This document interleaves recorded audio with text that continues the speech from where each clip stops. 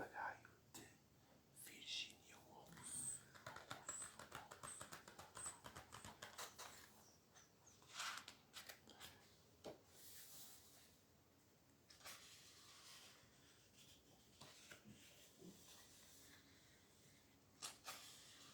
É uma história verídica.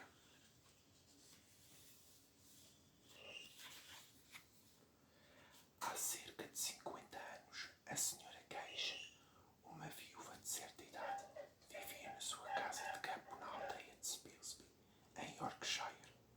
Embora fosse coxa e terrivelmente míope, estava a remendar da melhor forma que podia um par de velhos tamancos, pois dispunha apenas de uns míseros shillings por semana.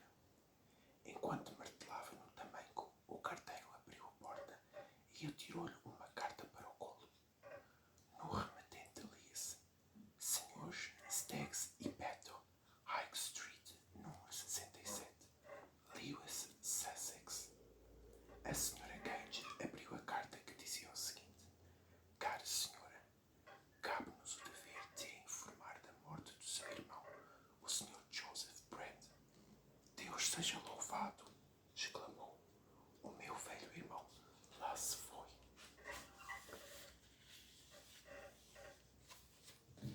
As imagens deste livro, como podem ver aqui, são muito bonitas. São ilustrações simples e bem desenhadas. Aqui está a viúva a ler uma carta.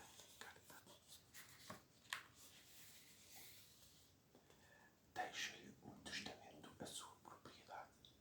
Continuava a carta, que inclui uma casa de habitação, um estábulo, um pequeno canteiro de pepinos, umas calandras, uns carrinhos de mão, etc, etc. Na aldeia de Rodmell, perto de Lewes, lega-lhe também toda a sua fortuna, a saber, 3.000 libras esterlinas. A viúva quase caiu na lareira, tal foi a alegria. Não via o irmão há muito tempo. Ele nunca lhe respondera aos cartões de boas festas que lhe enviara todos os anos pela altura do Natal, e ela acreditava que não recebia resposta devido à sua avareza, característica que tinha desde pequeno e que o impedia de gastar uns míseros centavos no selo. Mas agora tudo parecia correr a seu favor. Com 3.000 libras, para não falar da casa, etc, etc. Ela e a sua família poderiam viver para sempre de forma luxuosa.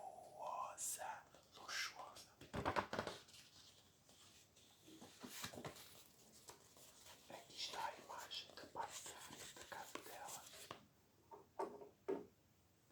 Aqui temos a porta da casa dela. Não está ninguém em casa. Aqui o telhado da casa.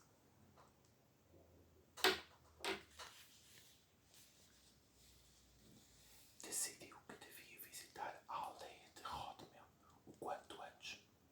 O padre da aldeia, o referendo Samuel Talboys, emprestou-lhe algum dinheiro para o bilhete e no dia seguinte estavam finalizados todos os preparativos para a sua viagem. O mais importante de todos foi arranjar quem tomasse conta do seu cão, o Shag, durante a sua ausência.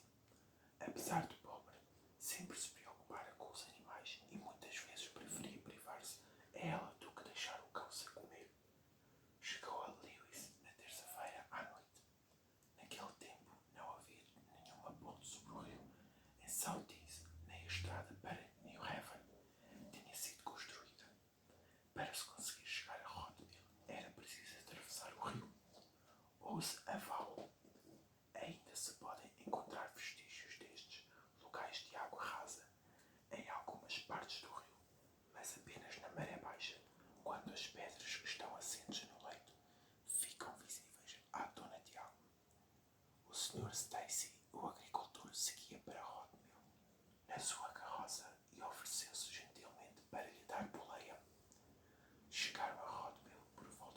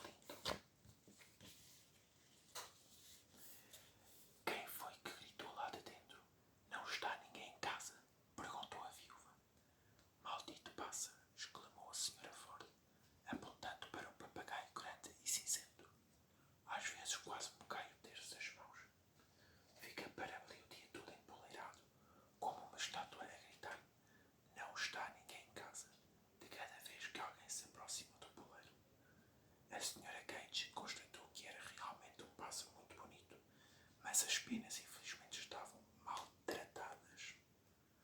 Talvez esteja triste ou apenas com fome, concluiu.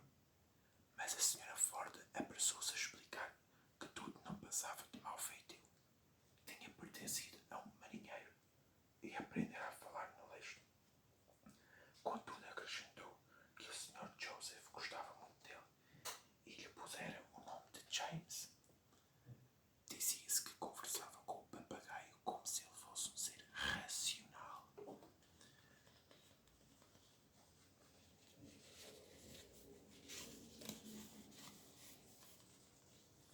Aqui mais uma imagem.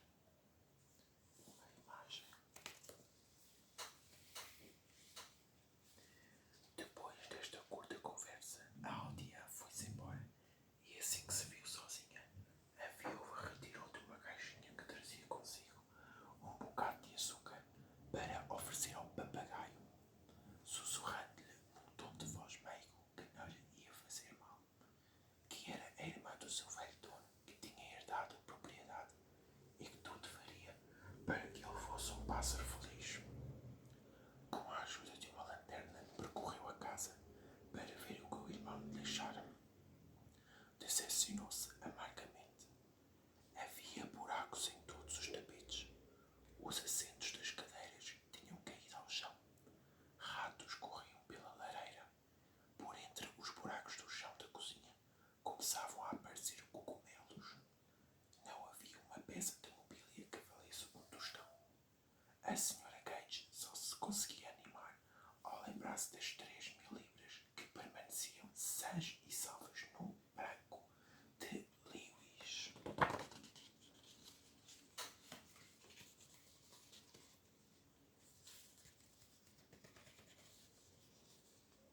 Aqui está a senhora Gage.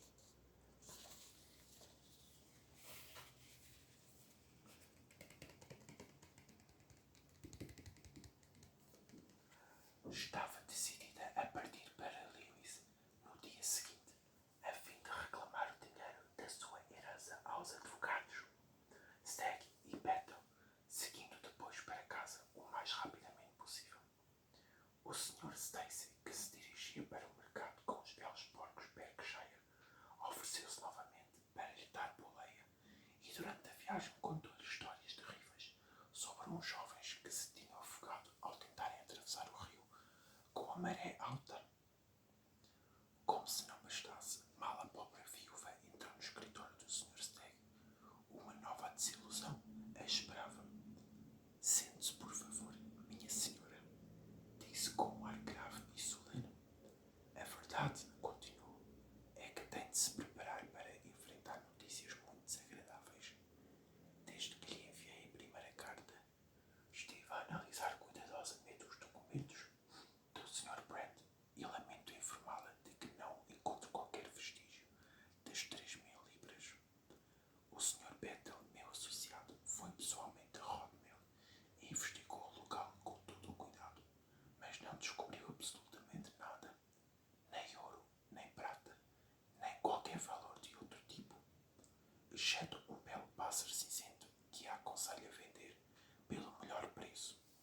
Segundo o relato do Sr. Battle, a linguagem do animal é pouco própria, mas isso é irrelevante. Receio que tenha feito a viagem em vão. O local está em ruínas e os nossos horários são, como sabe, consideráveis.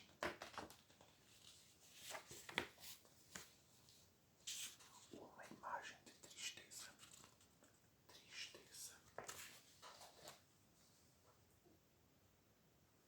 A esta altura, o Sr. Stagg silenciou-se e a Sra. Gage percebeu que aquela era a sua deixa para sair. Ficou desorientada com tamanha desilusão. Não só pedira dinheiro emprestado ao reverendo Samuel Talboys, como regressaria a casa de mãos a abanar, pois até o papagaio teria de vender para conseguir pagar o bilhete de volta. Chovia torrencialmente, mas nem por isso o advogado lhe dissera para aguardar que a chuva abratasse. E na verdade a Sra. Gage estava tão fora de si que já nem sabia o que fazia. Apesar da chuva atravessar atravessou a pé os prados em direção a Rodmel. Uma imagem engraçada. Como disse no início, a viúva cocheava da perna direita. Num dia bom, caminhava devagar, mas naquele dia, depois de tanta desilusão e atolada nas margens do rio, andava muito mais devagar do que o costume. O dia foi escurecendo, enquanto a velha senhora se arrastava pela lama que ladeava o rio. À medida que caminhava, resmungava lamentando-se do seu ardiloso irmão Joseph, que a fizera passar por tamanho aborrecimento, só para me atormentar, pensou. Foi sempre um garoto cruel. Desde pequeno continuava nas suas cogitações. Gostava de raliar os pobres dos insetos e lembro-me de uma vez ter tentado cortar o pelo a uma lagarta peluda com uma tesoura, mesmo diante dos meus olhos. Era um parasita miserável, o meu irmão. Costumava esconder a mesada dentro de uma árvore oca. E se alguém lhe oferecesse uma fatia de bolo com cobertura ao lanche, retirava a cobertura e guardava para comer ao jantar. Não duvido que esteja a arder no inferno neste momento, mas que consolo é que isso me traz? Na verdade, não lhe trouxe consolo nenhum, pois absorta nos seus pensamentos, acabou por ir de encontro a uma vaca que seguia ao longo da margem, rebolando depois na lama. Ela rebolou pela lama.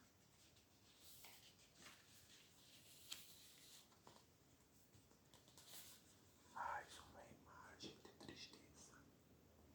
Uma imagem de tristeza. Levantou-se da melhor forma que pôde e seguiu o caminho. Parecia-lhe que já estava a caminhar há horas. A noite era escura, como breu, e não se conseguia ver um palmo à frente do nariz. De repente, lembrou-se das palavras do Sr. Stacy sobre o val do rio. Deus seja louvado, exclamou. Como vou encontrar o caminho de volta? Se a maré estiver cheia, ainda fixe em pé e sou arrastada para o mar no instante. Já tantas pessoas se afogaram aqui, isto para não falar dos cavalos, das carroças, dos rebanhos inteiros e das medas de feno. De facto, metera-se num belo sarilho naquela escuridão e com toda aquela lama. Mal conseguia ver a água, quanto mais saber que se tinha chegado ou não ao val do rio. Não se viam luzes nenhumas, pois, como devem saber, a casa mais próxima era Ashram House, a residência do Sr. Leonard Wolfe. Não havia casas nem chalés daquele lado do rio que ficassem mais perto. Parecia que nada mais havia a fazer do que esperar pelo nascer do dia. Contudo, na sua idade e com os seus ataques de reumatismo, era muito provável que morresse de frio. Por outro lado, se tentasse atravessar o rio, era quase certo que se afogaria. O seu estado era tão miserável que não se importaria nada de trocar de lugar com uma das vacas que pastava no campo. Não havia mulher mais triste nem mais desgraçada em todo o condado de Sussex. Permanecia em pé na margem do rio, sem saber se devia sentar-se, nadar ou simplesmente rebolar pela relva molhada e adormecer ou morrer de frio, conforme o seu destino ditasse. Aqui está ela, toda suja de lama. Coitada. Mas naquele momento, algo maravilhoso aconteceu.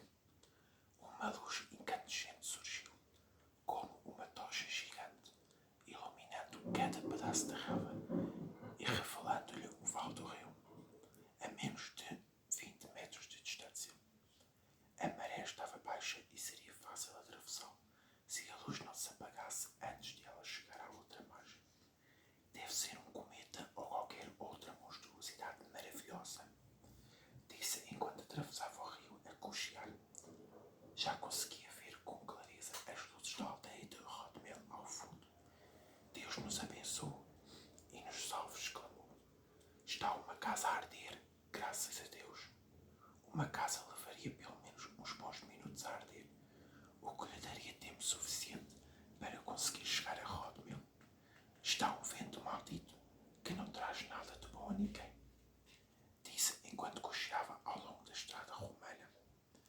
conseguia ver o caminho com facilidade e estava quase a chegar à aldeia, quando lhe ocorreu: se calhar é a minha casa que está a arder diante dos meus olhos. E estava certa.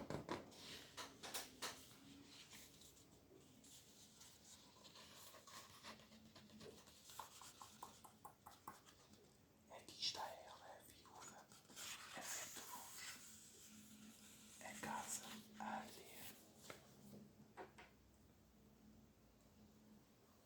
Aqui está a viúva e a casa a arder.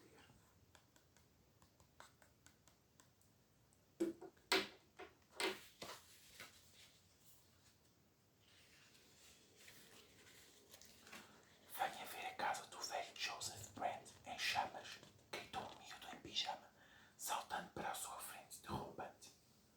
Todos os habitantes da aldeia estavam reunidos à volta da casa, passando baldes de mão em mão, com a água retirada do poço da cozinha da Monk's House. Tentavam apagar as chamas à baldada, mas o fogo era tão intenso que fez o telhado ruir, precisamente quando a Sra. Cage se aproximou. Alguém conseguiu salvar o papagaio? Perguntou aflita.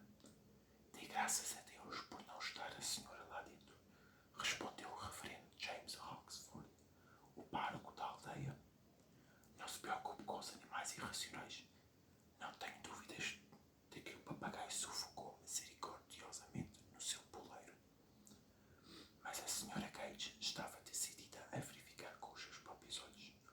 Os habitantes da aldeia tiveram de segurá-la, dizendo-lhe que deveria ser louca para querer arriscar a vida por um pássaro.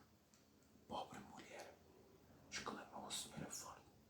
Perdeu tudo o que tinha, exceto uma velha caixa de madeira com os seus objetos de higiene e uma camisa de noite.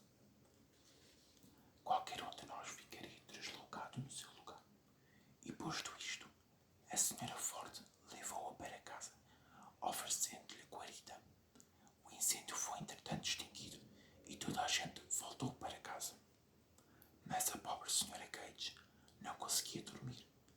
Deu voltas e mais voltas na cama, a pensar na sua desgraça e em como conseguiria voltar para Yorkshire e pagar ao reverendo Samuel Talboys o dinheiro que lhe devia para. Além disso, sentia-se ainda mais triste ao pensar no destino do pobre papagaio James. Afeiçoara-se ao pássaro e acreditava que o animal deveria ter um grande coração para lamentar tão profundamente a morte do velho Joseph Brand, que nunca fora carinhoso com ninguém durante toda a vida. Que morte terrível para um pássaro indefeso, pensou. Se tivesse chegado a tempo, teria arriscado a sua vida para salvar a dele. Estava deitada na cama, emprenhada nestes pensamentos, quando uma ligeira pancada no vidro da janela a sarapantou. A pancada repetiu-se 3 vezes. Saiu da cama da forma mais célebre que pôde e dirigiu-se à janela. Quando lá chegou, para seu espanto estava um enorme papagaio no parapeito. A chuva parara, dando lugar a uma bela noite de luar.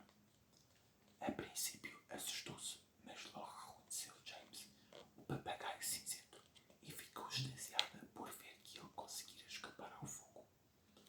Abriu a janela, acariciou-lhe várias vezes a cabeça e disse-lhe para entrar. O papagaio respondeu-lhe, abanando delicadamente a cabeça de um lado para o outro. Em seguida, voou até ao chão, afastou-lhe alguns passos, olhou para trás como que a verificar que ela o seguia e voltou ao parapeito da janela, onde a viúva permanecia boquiaberta. Os atos do animal têm mais significado do que as pessoas julgam, pensou. Muito bem, James, disse em voz alta, conversando com o pássaro como se ele fosse um ser humano. Vou acreditar em ti. Espera só um minuto enquanto me ponho decente para sair. Aqui está a viúva e o papagaio a bater à janela dela, a meio da noite. Eu gosto muito das imagens deste livro. São muito bonitas. E realmente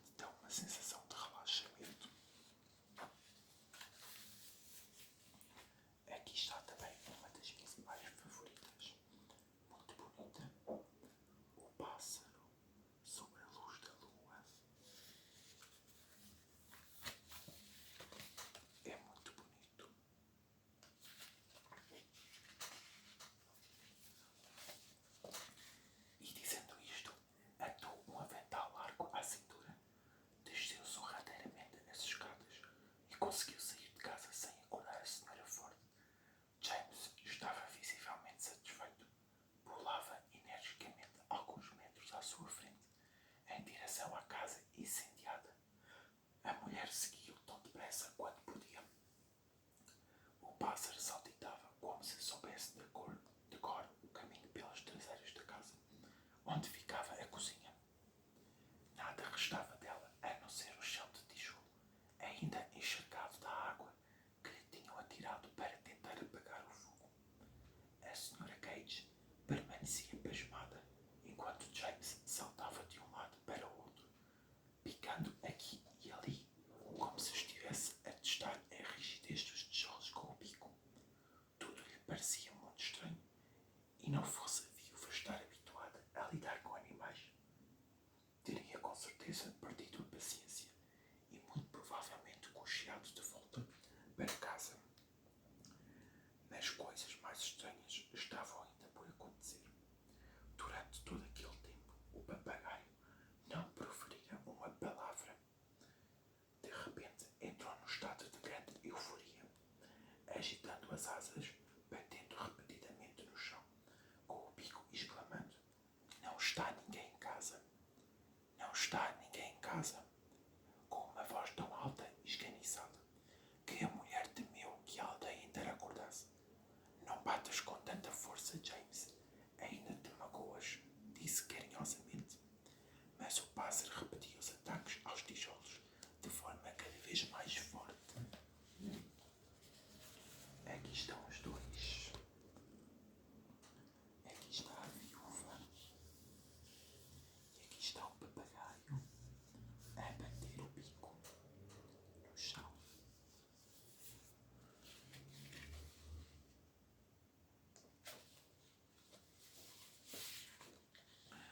O que poderá se querer dizer isto? Questionava-se enquanto olhava para o chão da cozinha. À luz do luar podia ver-se uma ligeira irregularidade na colocação dos tijolos, como se tivessem sido retirados e colocados novamente no sítio, sem ficarem devidamente alinhados com os restantes. O alfinete de ama que usara para prender o avental serviu para ajudar a escavar os espaços entre os tijolos, que se moviam com facilidade. Conseguiu rapidamente retirar um deles e o papagaio saltou para o tijolo seguinte, picando inteligentemente e repetindo: "Não está ninguém em casa." A Sra. Cage percebeu que deveria retirá-lo também. Continuaram nesta labuta até criarem um buraco de cerca de 2 metros por 1. O papagaio parecia achar o espaço suficientemente grande. Mas para o quê? A dada altura, a velha viúva decidiu descansar um pouco e deixar-se guiar totalmente pelo comportamento do papagaio James. Mas não pôde descansar muito tempo. Depois de remexer o chão arenoso durante alguns minutos, como uma galinha a esgarafetar a areia, o papagaio encontrou o que a princípio parecia ser uma pedra redonda e amarelada. Ficou tão entusiasmado com a descoberta que a Sra. Cage decidiu ajudá-lo. Para seu espanto, percebeu que o buraco que tinham escavado estava cheio daquelas pedras redondas e amareladas, tão bem alinhadas que era difícil conseguir movê-las. Mas o que seriam? E por que razão estariam escondidas debaixo do chão da cozinha?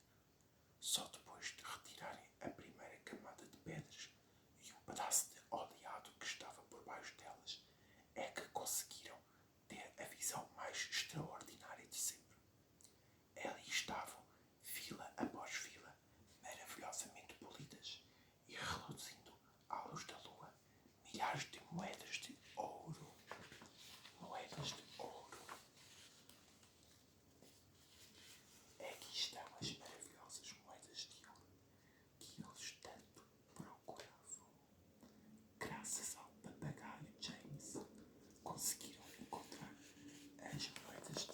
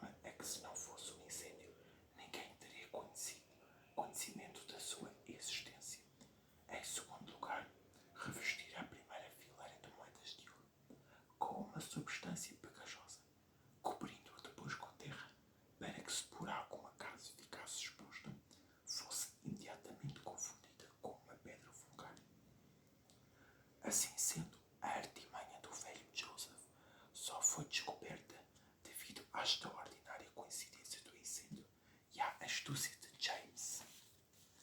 Aqui está ela a pegar numa das moedas. Moeda dourada.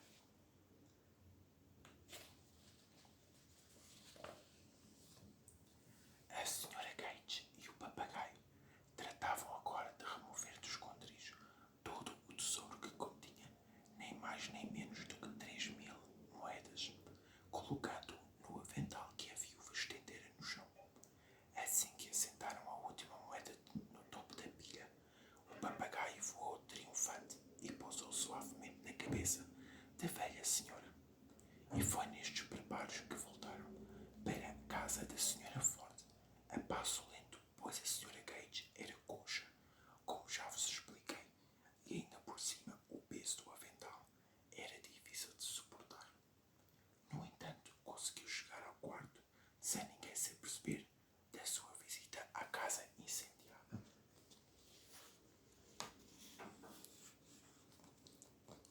Aqui está ela a levar as moedas de ouro no seu avental e o papagaio James em cima da cabeça dela, todo orgulhoso. É uma imagem muito bonita, eu gosto muito.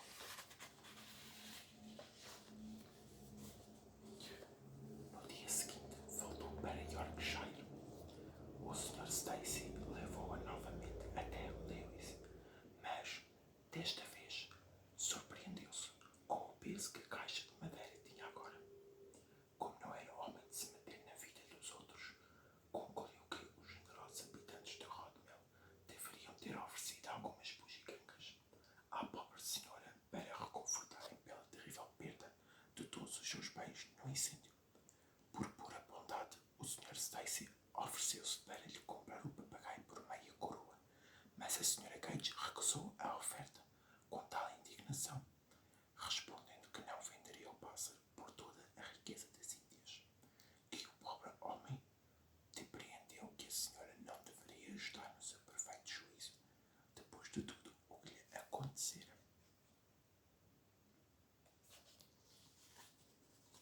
Aqui estão eles todos, a ir embora, numa carroça e uma paisagem muito bonita.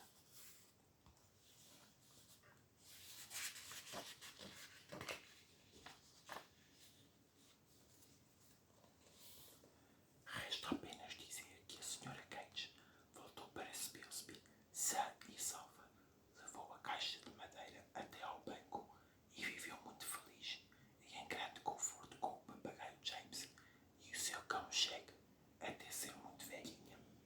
Só contou toda esta história ao padre, filho do reverendo Samuel Talboys, no seu leito de morte, acrescentando que tinha a certeza de que a casa tinha sido propositadamente incendiada pelo papagaio James, que, tendo consciência do perigo que ela correra junto à margem do rio, voara para a copa e virara o óleo do fogão, onde estavam a aquecer uns restos para o jantar.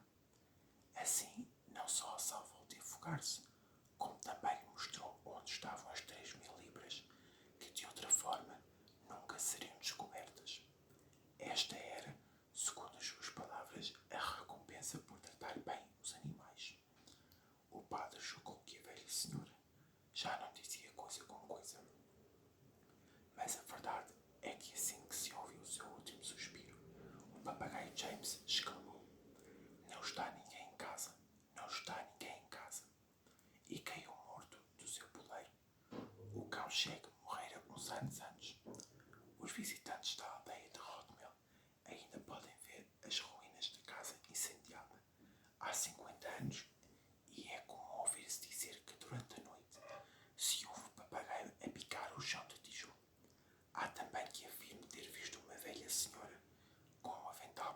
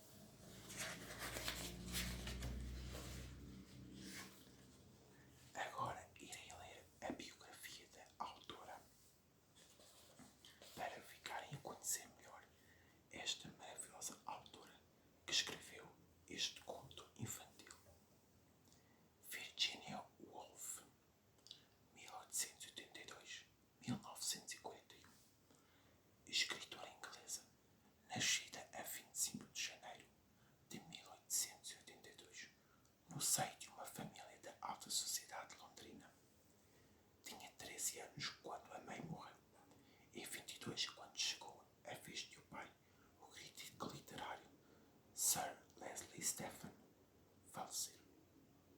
Os 4 irmãos foram então viver para Bloomsbury, um bairro londrino de classe média alta. Em sua casa foi formando o grupo de Bloomsbury, onde se reuniam regularmente personalidades como os poetas T.S. Eliot e Clive Bell, o escritor E.M. Forster, entre outros artistas e intelectuais. Casou em 1912 com o crítico literário Leonard Woolf, que viria a ser o seu companheiro de toda a vida. The Voyage Out, de 1915, marca o início da sua carreira de romancismo, mas só de vez em quando, mas só 10 anos depois, com Mr. Dalloway, considerado o seu primeiro grande romance modernista, chegou ao reconhecimento como escritora reputada. Orlando, obra de 1928, confirmou as qualidades de Virginia Woolf. A 28 de março de 1941, pouco depois de ter lançado Between the Acts, ela acabou com tudo, infelizmente. E pronto. Ela foi-se de uma forma muito trágica, infelizmente. Ela atirou-se para um rio com os bolsos cheios de pedras. Mas pronto. E nos dias de hoje temos estas obras que ela nos deixou. Foi a sua herança.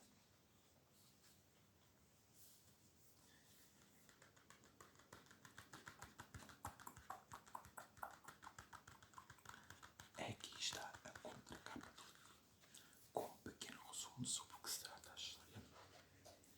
E este foi o meu primeiro vídeo. Espero que tenham gostado. Deixem a vossa opinião nos comentários sobre o que acharam